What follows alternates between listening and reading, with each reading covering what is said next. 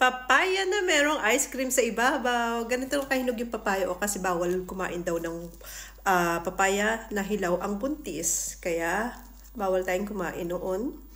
Kaya pinahinog ko na muna itong papaya. Okay, let's try siya na merong ice cream.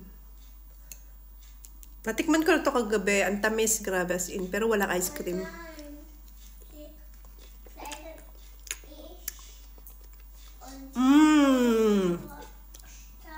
Sarap.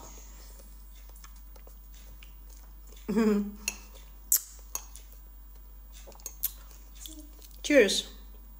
Ang sarap niya pag may ice cream.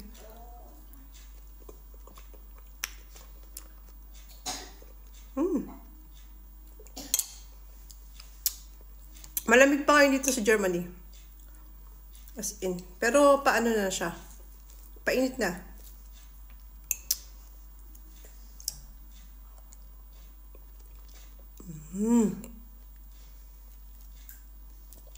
Ang tamis ng papaya.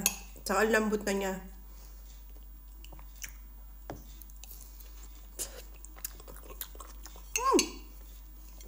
Try nyo, sarap. May ice cream na papaya.